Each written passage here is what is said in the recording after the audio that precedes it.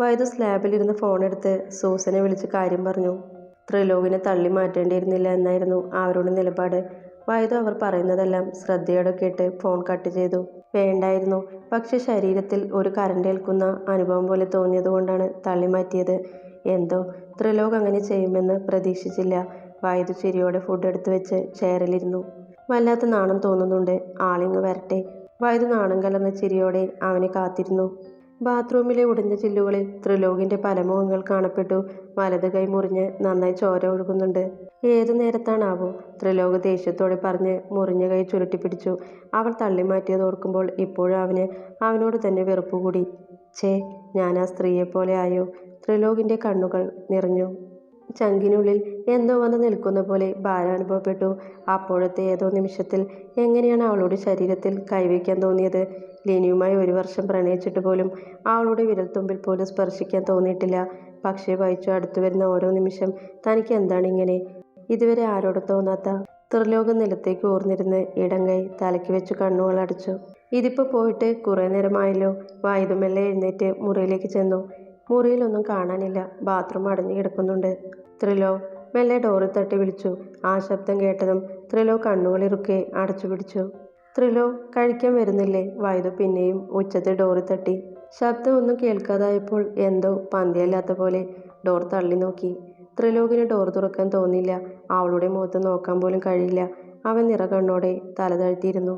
വൈദു സർവ്വശക്തിയും എടുത്ത് ഡോർ തള്ളി. ലോക്ക് വിട്ട് വന്ന് ഡോർ തുറന്നു. ഡോറിനൊപ്പം വൈദുവും പെട്ടെന്ന് മുന്നോട്ടഞ്ഞു. ത്രിലോക് ഡോർ തുറന്നത് അറിഞ്ഞെങ്കിലും തല ഉയർത്തിയില്ല. വൈദു പാവപ്പോടെ ചുറ്റും നോക്കി. ബാത്റൂമിലെ കണ്ണാടി താർന്നിട്ടുണ്ട്. അതിന് താഴെ ത്രിലോക് തല താഴ്ത്തിയിരിപ്പുണ്ട്. കണ്ണാടിയിലും താഴെയുമായി ഒരുപാട് ചോര. എന്താ, എന്ത് പറ്റി? വൈദു പേടിയോടെ അവൻ്റെ അരികിലിരുന്ന് ശരീരത്തിലാകമാനം നോക്കി. കയ്യിൽ നിന്ന് ചോര ഒഴുകുന്നേ കണ്ടു. എന്താ ഇത്? ഇതെങ്ങനെയാ? വൈദു അവൻ്റെ ബ്ലഡ് വരുന്ന കൈയെടുത്ത് വേഗം തൻ്റെ ഷോൾ കീറിയെടുത്ത് മുറുക്കി കെട്ടി. വാ, ഹോസ്പിറ്റൽ പോവാം. അവളുടെ കണ്ണുകൾ ഒഴുകി തുടങ്ങിയിരുന്നു. വൈദു വേഗം എഴുന്നേറ്റ് അവൻ്റെ കയ്യിൽ പിടിച്ച് ഉയർത്താൻ നോക്കി. എന്നാൽ ആ കൈ കൊണ്ട് തന്നെ അവളെ വലിച്ച് താഴേക്കിരുത്തി. ത്രിലോകിന്റെ നിറഞ്ഞ കണ്ണുകൾ കണ്ടതും വൈദു പാവപ്പോടെ അവൻ്റെ മുഖത്തേക്ക് ഉറ്റുനോക്കി. ഞാൻ അറിയാതെ. ത്രിലോകിന്റെ സ്വരം ഇടറി. എന്ത്? വൈദു കണ്ണുമിഴിച്ചു. ഞാൻ അറിയാതെ പെട്ടെന്ന്. അങ്ങനെ വേണമെന്ന് വിചാരിച്ചതല്ല. ഞാൻ അങ്ങനെയുള്ള ആളല്ല. ആദ്യമായിട്ട് ഒരു പെണ്ണിനെ. ത്രിലോക് വാക്കുകൾ കിട്ടാതെ വലഞ്ഞു. ഞാൻ എന്നോട് ദേഷ്യം തോന്നുന്നുണ്ടോ? ത്രിലോക് 2 കൈ കൊണ്ടും അവളുടെ മുഖം കൈക്കുമ്പിളിൽ എടുത്തു. അവളുടെ കവിളുകളിൽ ബ്ലഡ് പടർന്നു തുടങ്ങി. വൈദുവിന് കാര്യം മനസ്സിലായത് അപ്പോഴാണ്. അവളുടെ മുഖം ഗൗരവത്തിലായി. ത്രിലോകിന്റെ കൈകൾ അഴിഞ്ഞു. അവളുടെ കണ്ണുകളെ നേരിടാൻ കഴിയാതെ കുറ്റബോധം കൊണ്ട് അവൻ്റെ തല താഴ്ന്നു. വൈദുവിന് വന്ന ചിരി അടക്കി നിർത്തി. അവൻ്റെ മുഖം കൈക്കുമ്പിളിൽ എടുത്ത് ചുണ്ടിൽ അമർത്തി ചുംബിച്ചു. ത്രിലോകിന്റെ ഇളറോസ് ചുണ്ടുകളെ മാറി മാറി നുണയാൻ തുടങ്ങി. കണ്ണീർ വന്നടിഞ്ഞ അവൻ്റെ കണ്ണുകൾ നിമിഷ നേരം കൊണ്ട് വിടർന്നു. മുൻപത്തെക്കാളും ആവേശത്തോടെ, ഒട്ടും വേദനിക്കാതെ മൃദുവായി അവൻ്റെ ചുണ്ടുകളെ നുണഞ്ഞുകൊണ്ട് അവൾ അവനോട് ഒന്നുകൂടെ ചേർന്നിരുന്നു. ത്രിലോകിന്റെ കൈകൾ ഒരു മടിയോടെ അവളുടെ ഇടുപ്പിൽ ചേർന്നു. അവൻ്റെ സ്പർശനം അറിഞ്ഞതും അവളിൽ നിന്ന് നേർത്തൊരു മൂളൽ വന്നു. അവനിലെ ആവേശം കൂട്ടുന്ന പോലെ അവൻ്റെ കൈകൾ അവളുടെ ഇടുപ്പിൽ മുറുകി. മുറിവായ കൈ ഇടുപ്പിൽ നിന്ന് മുകളിലേക്ക് വന്ന് അവളുടെ കവിളിൽ തഴുകി വീണ്ടും താഴേക്കിറങ്ങി. മാറിൽ മെല്ലെ തഴുകി കടന്നുപോയ കൈ പിന്നെയും അവിടേക്ക് സ്ഥാനം മാറി വന്നപ്പോൾ ചുംബിക്കുന്നതിനിടയിലും അവളൊരു ചിരി മുട്ടിട്ടു. പെണ്ണെന്ന അനുഭവത്തെ ഉള്ളിലെ വികാരങ്ങൾക്ക് അതീതമായി ഭയമില്ലാതെ അറിയുവാൻ അവന് തിടുക്കം കൂടി. അവളുടെ മാറിൽ മെല്ലെ തഴുകിയ കൈകൾക്ക് ബലം വന്ന പോലെ. റൂമിലിരിക്കുന്ന ത്രിലോകിന്റെ ഫോൺ പെട്ടെന്ന് ബെല്ലടിച്ചതും രണ്ടാളും ഞെട്ടലോടെ ചുണ്ടുകൾ മോചിപ്പിച്ചു. വൈദു തല താഴ്ത്തി മിഴികൾ ഉയർത്തി. അവനെ നോക്കാൻ വയ്യ. എന്നാലും അവൻ്റെ ഭാവം എന്താണെന്നറിയാൻ ഉള്ള ആകാംക്ഷ. വെറുതെ ഒന്ന് നോക്കി. ഒന്നേ നോക്കിയുള്ളൂ. പിന്നെ നേരിടാൻ കഴിയുന്നില്ല. എന്താണ് ആ കണ്ണുകളിലെ ഭാവം? തന്നെ പൂർണ്ണമായി അവനിലേക്ക് അർപ്പിക്കാൻ തോന്നുന്നു. അത്രയ്ക്കും തീവ്രമായിരുന്നു അവൻ്റെ കണ്ണുകളിലെ ഭാവം. മുഖം കുനിച്ചിരിക്കുന്ന അവളുടെ താടിയിൽ പിടിച്ച് മെല്ലെ ഉയർത്തി കീഴ്ചുണ്ടിൽ ചുംബിച്ചു. എന്തോ അവന് വല്ലാത്ത ലഹരി തോന്നുന്ന രുചിയാണ് അവൾക്ക്. അവളുടെ കീഴ്ചുണ്ട് പൂർണ്ണമായി നുണയുമ്പോൾ പിന്നെയും ഫോൺ ബെല്ലടിച്ചു. വൈദു മെല്ലെ അടർന്നു മാറി. ഫോൺ എടുക്ക്. അത്യാവശ്യം എന്തെങ്കിലും ആണെങ്കിലോ? വൈദുവിന്റെ ശബ്ദം താഴ്ന്നു. ഇതിലും അത്യാവശ്യം ഒന്നുമില്ലാത്ത പോലെ. അവളുടെ കവിളിൽ ചേർത്ത് വെച്ച കൈയിലെ തള്ളവിരൽ കൊണ്ട് അവളുടെ ചുവന്ന ചുണ്ടിൽ മെല്ലെ തഴുകി. എന്ത് മിനുസമാണ് അവയ്ക്ക്.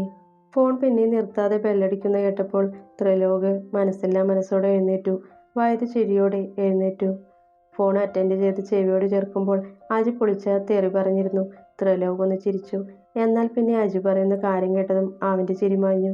ഞാൻ ഇറങ്ങി, ത്രിലോക് പറഞ്ഞു. ഫോൺ കട്ടാക്കി. വായിച്ചു ഉറക്കെ വിളിച്ചപ്പോൾ അവൾ വേഗം ഓടി വന്നു. പുറകിൽ അവളുടെ സാന്നിധ്യം അറിഞ്ഞു. എങ്കിലും തൻ്റെ ബാഗിൽ ഡ്രസ്സ് എടുത്ത് വയ്ക്കുന്നതുകൊണ്ട് തിരിഞ്ഞു നോക്കാൻ നിന്നില്ല. എന്താ? വൈദ്യു ചോദിച്ചു. എനിക്ക് അത്യാവശ്യമായി ചെന്നൈ പോകണം, ഇപ്പോൾ തന്നെ. അവൻ ബാഗെടുത്ത് തിരിഞ്ഞതും അവളെ കണ്ട് ഞെട്ടി. അവളുടെ ഇടതുമാറിൽ രക്തം പടർന്ന കൈയുടെ പാട്. ശരിക്കും തൻ്റെ കൈയിലെ വിരലുകൾ വീണ്ടും തൻ്റെ സമനില തെറ്റുന്നു. അവൻ നെറ്റിയിൽ വിരലുകൾ കൊണ്ട് ഒഴിഞ്ഞു. എന്താ പെട്ടെന്ന്? അവളുടെ മുഖം മങ്ങി. അത് അത്യാവശ്യമാണ്. അജി ഇപ്പോൾ വരും. നെമിയും അനിയനും ഉണ്ടാവും ഇവിടെ. ഞാൻ 2 ദിവസത്തിനുള്ളിൽ എത്തും. മുഖം തിരിച്ചാണ് പറഞ്ഞത്. എന്തോ ആ മുഖത്തേക്ക് നോക്കുമ്പോൾ പോവാനെ തോന്നുന്നില്ല. വൈദുവിൻ്റെ കണ്ണുകൾ നിറഞ്ഞു. അത് അറിയാതിരിക്കാൻ അവൾ തല താഴ്ത്തി. ത്രിലോക് മറ്റൊരു ഷോളെടുത്ത് അവളുടെ മാറ് മറിച്ചുകൊണ്ട് വിടർത്തിയിട്ടു. അവളുടെ താടിയിൽ പിടിച്ച് മുഖമുയർത്തി. ഏയ്, വേഗം വരാടോ. ത്രിലോക് പറഞ്ഞതും വൈദു അവനെ ആഞ്ഞു പുണർന്നു. നമ്മൾ ഭാര്യ ഭർത്താക്കന്മാർ ആണ് ത്രിലോക്. വികാരങ്ങളും വിചാരങ്ങളും പരസ്പരം പങ്കുവയ്ക്കേണ്ടവർ. അവിടെ ഭയം പാടില്ല. എന്തും തുറന്നു പറയാനും ഉൾക്കൊള്ളാനും ഉള്ള മനസ്സുണ്ടായാൽ മതി നല്ല ദാമ്പത്യം ഉണ്ടാവാൻ. ശാരീരികമായും മാനസികമായും സ്നേഹിക്കാനും സ്നേഹിക്കപ്പെടാനും നമുക്ക് രണ്ടാൾക്കും അവകാശമുണ്ട്. അയ്യോ സോറി. ആജിയുടെ അലർച്ച കേട്ടതും ബാക്കി പറയാനാവാതെ രണ്ടാളും ഞെട്ടലോടെ അകന്നു മാറി. ആജി ഡോറിനവിടെ കണ്ണുപൊത്തി നിൽക്കുന്നുണ്ട്. ത്രിലോക് അവനെ ദേഷ്യത്തിൽ നോക്കി. ഇനി എന്തെങ്കിലും ഉണ്ടോ? ത്രിലോക് ഞെട്ടി നിൽക്കുന്ന പെണ്ണിനടുത്ത് തലതാഴ്ച ചോദിച്ചതും അവൾ വീണ്ടും ഞെട്ടിക്കൊണ്ട് നോക്കി. അറിയാതെ ഇല്ലെന്ന് തലയാട്ടി. കഴിഞ്ഞോടാ? ആജി ചോദിച്ചു. ഓ. ആജി കൈമാറ്റി. സോറി പെങ്ങളെ. പിന്നെ എല്ലാ ഡോറും ഇങ്ങനെ മലർക്കെ തുറന്നിട്ട് റൊമാൻസിക്കുമ്പോൾ ആളുകൾ വരുന്നുണ്ടോന്ന് ശ്രദ്ധിക്കണം, അജി പറഞ്ഞു. വൈദു ചമ്മലോടെ തലതാഴ്ത്തി. നടക്കടാ നാറി, ത്രിലോക് പറഞ്ഞു. ഓ. ത്രിലോകും അജിയും ഹാളിലേക്ക് വന്നു. അവിടെ നെമിയും വിഷ്ണുവും ഇരിക്കുന്നുണ്ട്. ത്രിലോകിനെ കണ്ടതും അവൾ എഴുന്നേറ്റു. അവൻ്റെ പുറകെ വന്ന വൈദു വേഗം വന്ന് നെമിയുടെ കൈകൾ കവർന്നു. ഞങ്ങൾ ഇറങ്ങട്ടെ, ത്രിലോക് പറഞ്ഞതും നെമിയും വൈദു സങ്കടത്തോടെ രണ്ടാളെയും നോക്കി. ആജി പുറത്തേക്ക് ഇറങ്ങി. പുറകെ ത്രിലോകും നെമിയും. വൈദുവും വേഗം ഉമ്മറത്തേക്ക് ചെന്നു. നെമി ബാഗ് കാറിലെടുത്ത് വയ്ക്കുന്ന അജിയെ നോക്കി. എന്നാൽ അവൻ ഇതൊന്നും ശ്രദ്ധിക്കുന്നില്ല. ത്രിലോക് വൈദുവിനെ നോക്കി. രണ്ടാളും കണ്ണുകൾ കൊണ്ട് യാത്ര പറഞ്ഞു. തന്നെ നോക്കി കണ്ണു നിറയ്ക്കുന്നവളുടെ അടുത്തേക്ക് ചെന്നു. നെറ്റിൽ അമർത്തി ചുംബിച്ചു. അജി അത് കണ്ട് ചിരിച്ചുകൊണ്ട് ഡോർ തുറന്ന് കയറി. എന്നാൽ പിന്നെ നോട്ടം പോയത് ഉമ്മറത്തെ തൂണിൽ പിടിച്ചു തന്നെ നോക്കുന്നവളിലേക്കാണ്. വേഗം മുഖം തിരിച്ചു. നെമിയുടെ കണ്ണുകൾ നിറഞ്ഞു. ത്രിലോക് വന്ന് കാറിൽ കയറി. അജി കാർ റിവേഴ്സ് എടുത്തു. കാറ് ഗേറ്റ് കടന്ന് റോഡിലേക്ക് കയറി. ത്രിലോക് ഒന്നുകൂടെ വൈദുവിനെ നോക്കി. അജിക്ക് നെമിയെ പൂർണ്ണമായി കാണാൻ കഴിഞ്ഞില്ല. എന്നാലും സൈഡിലൂടെ അവളുടെ മുഖം കണ്ടതും ഒരാശ്വാസം തോന്നി. എന്ത് പവിത്രതയാണ് നിനക്ക്. കൃഷ്ണ തുളസി പോലെ പവിത്രമാണവൾ. അനർഹൻ ഞാനല്ലേ? അജി ഒന്ന് നിശ്വസിച്ചു. കാർ മുന്നോട്ട് പോകും തോറും ത്രിലോകിൻ്റെ ചുണ്ടിൽ നിന്ന് ചിരിമാഞ്ഞില്ല. എന്തൊക്കെയാണ് നടന്നത്? എന്താടാ കയ്യിൽ? അജി ചോദിച്ചു. ഓ അതോ? ത്രിലോക് വീണ്ടും ചിരിച്ചു. എന്താ ചിരിയൊക്കെ? അജി ചോദിച്ചു. ഒന്നുമില്ല, സീക്രട്ട്. ത്രിലോക് കണ്ണ് രണ്ടും ചിമ്മി. എനിക്ക് മനസ്സിലാവുന്നുണ്ട്. ഞാനും കണ്ടു, അജി പറഞ്ഞു. ഓഹോ, നന്നായി. പിന്നെ ചോദിക്കാൻ വിട്ടു, നെമി എന്തിനാ കരയുന്നുണ്ടായിരുന്നേ? ത്രിലോക് ചോദിച്ചു. അജി ഒന്ന് പതറി. കരയേ ആവോ, ഞാൻ ശ്രദ്ധിച്ചില്ല, അജി അലസമായി പറഞ്ഞു. എന്നാൽ എനിക്ക് മനസ്സിലാവുന്നുണ്ട്, ത്രിലോക് പറഞ്ഞു. ആണെങ്കിൽ? അജി പുച്ഛിച്ചു. പുലർച്ചെയാണ് ചെന്നൈ എത്തിയത്. സാധാരണ പോകുന്ന അതേ ഹോട്ടലിൽ തന്നെ, അതേ റൂമിൽ 111. റൂമിൽ ചെന്നതും ഡ്രസ് മാറി വേഗം ഇറങ്ങി. അധികം ഇരുട്ടുമില്ല വെളിച്ചവുമില്ല. ത്രിലോകാണ് ഡ്രൈവ് ചെയ്തത്. ടൗണിൽ നിന്ന് കുറേയധികം പോവണം. അജി ഉറക്കം വന്ന കണ്ണുകൾ അമർത്തി തുടച്ചു. എത്താറായോ? അജി എഴുന്നേറ്റിരുന്നു. ഇല്ല, കുറച്ചുകൂടെ ഉണ്ട്. ത്രിലോക് ആക്സിലേറ്ററിൽ കാലമർത്തി. ഇരുട്ടുമാറി നല്ലപോലെ വെളിച്ചം വന്നിട്ടുണ്ട്. ടൗണിൽ നിന്ന് കുറേ മാറി ഗ്രാമപ്രദേശത്തേക്ക് കാർ പാഞ്ഞു. ഇരുവശവും കരിമ്പിൻ തോട്ടങ്ങളും വിജനമായ റോഡും. കരിമ്പിൻ തോട്ടത്തിനിടയിലേക്കുള്ള മൺവഴിയിലേക്ക് കാർ ഇറങ്ങി. മൺവഴിയിലൂടെ പോയി സാധാരണ ഒരു വീടിൻ്റെ മുറ്റത്താണ് കാർ വന്നു നിന്നത്. ത്രിലോക് ഡോർ തുറന്നിറങ്ങി. ചെറിയൊരു ഓടിട്ട വീട്. മുറ്റത്തൊരു ടാറ്റ സുമോ കിടക്കുന്നുണ്ട്. വീടിന് ചുറ്റും കരിമ്പിൻ തോട്ടങ്ങളും. അജിയും കണ്ണു ചിമ്മി തുറന്ന് ഇറങ്ങി. നല്ല സെറ്റപ്പാണല്ലോ മോനെ. അജി കൈകൾ മുകളിലേക്ക് ഉയർത്തി. അവന്മാരെ വിളിക്ക്. ത്രിലോക് തൻ്റെ മുഖത്തിരുന്ന റേബാൻ ഗ്ലാസ് എടുത്ത് മാറ്റി. വെയിൽ കാരണം കണ്ണു ചുളിച്ചു. അജി ഫോണെടുത്ത് വിളിച്ചതും അകത്തെ ഡോർ തുറന്നു. 3 ആളുകൾ ഇറങ്ങി വന്നു. അജി അവരോട് സംസാരിച്ച് ഉള്ളിലേക്ക് കയറി. ചുറ്റും വീക്ഷിച്ചുകൊണ്ട് ത്രിലോകും. ഉള്ളിൽ കസേരയിൽ കയ്യും കാലും ബന്ധിച്ച നിലയിൽ ചോര വാർന്ന് വെങ്കി മയങ്ങി കിടക്കുന്നുണ്ട്. അജി പുച്ഛച്ചിരിയോടെ പുറകിൽ വരുന്ന ത്രിലോകിനെ നോക്കി വെങ്കിയെ കണ്ണുകൊണ്ട് കാണിച്ചു. അജിയും ത്രിലോകും വന്നതും ചുറ്റും നിന്നവർ 2 കസേര കൂടി വെങ്കിക്ക് നേരെ ഇട്ടുകൊടുത്തു. ത്രിലോകും അജിയും ചെയർ വലിച്ചിട്ടിരുന്നു. കൂട്ടത്തിലെ ഒരുത്തൻ വെങ്കിയുടെ മുഖത്തേക്ക് വെള്ളമൊഴിച്ചു. വെങ്കി ഞെട്ടലോടെ കണ്ണുകൾ തുറന്നു. തനിക്കു നേരെ ഇരിക്കുന്നവരെ കണ്ടതും വെങ്കിയുടെ കണ്ണുകളിൽ ഭയം നിറഞ്ഞു. അത് കണ്ട് ത്രിലോക് ചിരിച്ചു. എൻ്റെ വെങ്കി, ഞാൻ നിന്നോട് മുമ്പേ പറഞ്ഞിരുന്നു, ഇനി എന്തെങ്കിലും നിന്റെ ഭാഗത്ത് നിന്ന് ഞങ്ങൾക്കെതിരെ ഉണ്ടായാൽ അതിൻ്റെ ഫലം എന്താണെന്ന്. ത്രിലോക് പറഞ്ഞു. തപ്പ് നടന്നു പോച്ച് മണ്ണിച്ചിടുങ്ക്. വെങ്കി അവശനായി കേണു. ആജി ചിരിച്ചിട്ട് ത്രിലോകിനെ നോക്കി. മണ്ണിക്കാമായിരുന്നു, പക്ഷെ നീ അതിലും ലിമിറ്റ് കടന്നു. ആ പെണ്ണ് കേസ് അതെനിക്ക് ഇഷ്ടപ്പെട്ടില്ല. പറയുന്നതിനിടയ്ക്ക് ത്രിലോക് പുറകിലേക്ക് കൈ കാണിച്ചതും കൂടെ നിന്ന ഒരുത്തൻ അവൻ്റെ കയ്യിലൊരു ഓ, ആ സമയത്ത് ഞാൻ അനുഭവിച്ചത്. വെങ്കി, നിന്നെ അപ്പോൾ കിട്ടിയിരുന്നെങ്കിൽ. ത്രിലോക് കയ്യിലിരിക്കുന്ന വിരലുകൾ കൊണ്ടൊഴിഞ്ഞു. വെങ്കിയുടെ ശരീരം ഭയം കൊണ്ട് വിറച്ചു. വലിയ റെയിൽവേ ട്രാക്കിലും ഇട്ടേക്ക്. അജി വെങ്കിയെ എടുത്ത് കൊണ്ടുപോകുന്നവരോട് പറഞ്ഞു. ഇനി എന്താ പ്ലാൻ? അജി ചോദിച്ചു. പാൻറ്റിൻ്റെ 2 പോക്കറ്റിലും കൈകൾ തിരുകി. ത്രിലോക് മുറിവിലെ തുണി അഴിച്ച് പോക്കറ്റിലേക്ക് വെച്ചു. ആ പെണ്ണ് ഞാൻ നശിപ്പിച്ചെന്നല്ലേ അവൾ പറഞ്ഞത്? തൽക്കാലം അവളെ നശിപ്പിച്ചേക്കാം, ത്രിലോക് പറഞ്ഞു. അജി ഗൗരവത്തോടെ മൂളി. ഫോണെടുത്ത് പുറത്തേക്ക് ഇറങ്ങി. ഇന്ന് ഉച്ചയ്ക്ക് മുമ്പ് കിട്ടും. അജി ഫോൺ പിടിച്ച് ത്രിലോകിനെ നോക്കി. ത്രിലോക് പുറത്തേക്ക് ഇറങ്ങി. ഒപ്പം അജിയും. നല്ല വിശപ്പ് തോന്നുന്നുണ്ട്. ഇന്നലെ രാത്രി കഴിച്ചതാണ്. സമയം 8 കഴിഞ്ഞു. വായിച്ചു, ഇന്നലെ രാത്രി കഴിക്കാൻ വിളിച്ചതാണ്. ത്രിലോക് ഡ്രൈവിംഗ് സീറ്റിലേക്ക് കയറുമ്പോൾ ചിരിച്ചു.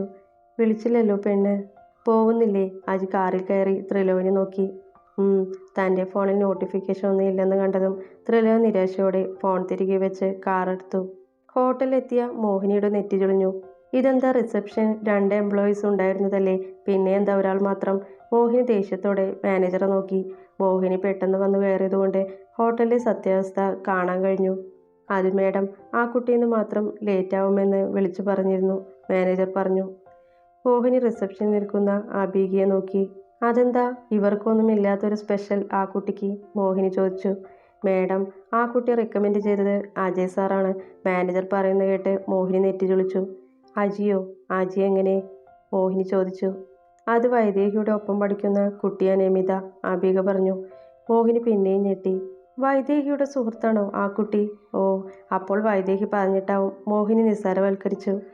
അറിയില്ല മേഡം, വൈദേഹി മാരേജ് കഴിഞ്ഞപ്പോൾ ജോലി നിർത്തിയില്ലേ, അതേ വേക്കൻസിയിൽ തന്നെയാണ് നമിത വന്നിരിക്കുന്നത്, മാനേജർ പറഞ്ഞു. വൈദേഹി ജോലിക്ക് നിന്നിരുന്നു ഇവിടെ? മോഹിനി ചോദിച്ചു.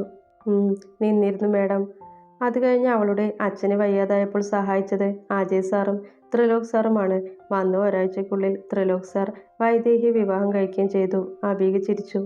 മോഹിനിക്ക് എന്തോ അത് പന്തിയില്ലാത്ത പോലെ തോന്നി. അവർ വേഗം ഹോട്ടലിൽ നിന്ന് ഇറങ്ങി. അജി അന്ന് പറഞ്ഞത് ത്രിലോക് എവിടെയോ വെച്ച് വൈദേഹി കണ്ട് ഇഷ്ടമായെന്നാണ്. ഒന്നും അങ്ങോട്ട് ജോയിൻ്റ് ആവുന്നില്ല.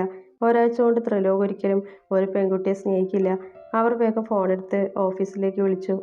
ഹലോ, ത്രിലോകിൻ്റെ അജയുടെയും 6 മാസത്തിനുള്ളിൽ നടത്തിയ എല്ലാ ക്യാഷ് ട്രാൻസ്ഫർ ഡീറ്റെയിൽസും എനിക്ക് കിട്ടണം. മോഹിനി കോൾ കട്ടാക്കി. ത്രിലോകിന് ലണ്ടനിൽ വെച്ച് ഒരു പെണ്ണിനെ ഇഷ്ടമാണെന്ന് അജി പറഞ്ഞിരുന്നു. എന്നാൽ തറവാട്ടിൽ എല്ലാവരും അത് എതിർത്തു, താനടക്കം. മോഹിനി കാറിൻ്റെ AC-യിലും വിയർത്തു. അവൾക്ക് വേണ്ടി താൽക്കാലികമായി വിവാഹം കഴിച്ചതാണോ വൈദേഹിയെ? വൈദേഹി ക്യാഷിന് വേണ്ടി അത് സമ്മതിച്ചുവോ? ഉള്ളിൽ 1000 സംശയങ്ങൾ അലയടിച്ചു. വേഗം വൈദേഹിയെ വിളിച്ചു. ഉടനെ രാംനാഥ് ഹോസ്പിറ്റലിൽ എത്താൻ പറഞ്ഞു. വൈദേഹി കോളേജിൽ നിന്ന് ലീവ് പറഞ്ഞിറങ്ങി. ഹോസ്പിറ്റലിൽ നിന്ന് കേൾക്കുമ്പോൾ ഭയം തോന്നുന്നു. ത്രിലോകിന് എന്തെങ്കിലും ആപത്ത്? വൈദേഹി ഓട്ടോ വിളിച്ച് ഹോസ്പിറ്റലിൽ വന്നിറങ്ങുമ്പോൾ സകല ദൈവങ്ങളെയും വിളിച്ചു. പ്രശസ്ത ഗൈനക്കോളജിസ്റ്റ് നിർമ്മല മേനോൻ്റെ മുറിയിലേക്കാണ് വൈദേഹി മോഹിനി വിളിച്ചത്. അത് അവളിൽ ഒരു നടുക്കം സൃഷ്ടിച്ചു. ഫോണെടുത്ത് ത്രിലോകിനെ വിളിക്കാൻ നോക്കിയെങ്കിലും മോഹിനിയുടെ മൂർച്ഛിച്ച നോട്ടത്തിൽ ഫോൺ കട്ട് ചെയ്തു. വന്നോളൂ, നേഴ്സ് പറഞ്ഞ പ്രകാരം അവൾ മെല്ലെ എഴുന്നേറ്റ് നേഴ്സിന് പുറകെ നടന്നു. അരമണിക്കൂർ കഴിഞ്ഞ് അവൾ തിരികെ വന്നു. മോഹിനി ടെൻഷനോടെ ഫോണിൽ മുറുകെ പിടിച്ചു. രണ്ടാളും ക്യാൻറ്റീനിൽ നിന്ന് ഫുഡ് കഴിച്ചു. അതിനിടയ്ക്ക് മോഹിനി കാണാതെ വൈദു പലവട്ടം ത്രിലോകിനെ ഫോണിൽ വിളിച്ചെങ്കിലും അവനെടുത്തില്ല. ഫുഡ് കഴിച്ചുള്ള സുഖമയക്കത്തിൽ ത്രിലോകും അജിയും ഫോൺ ബെല്ലടിക്കുന്നത് പോലും കേട്ടില്ല. പിന്നെയും 2 മണിക്കൂർ കാത്തിരിക്കേണ്ടി വന്നു റിസൾട്ട് കിട്ടാൻ. റിസൾട്ട് വന്ന് റൂമിലേക്ക് വരാൻ ഡോക്ടർ പറഞ്ഞപ്പോൾ മോഹിനി വേഗം എഴുന്നേറ്റ് നടന്നു. വൈദുവിന് തൻ്റെ കൈയും കാലും വിറയ്ക്കുന്ന പോലെ തോന്നി. നിർമ്മല റിസൾട്ട് നോക്കിക്കൊണ്ട് മോഹിനിയും വൈദുവിനെയും മാറി മാറി നോക്കി.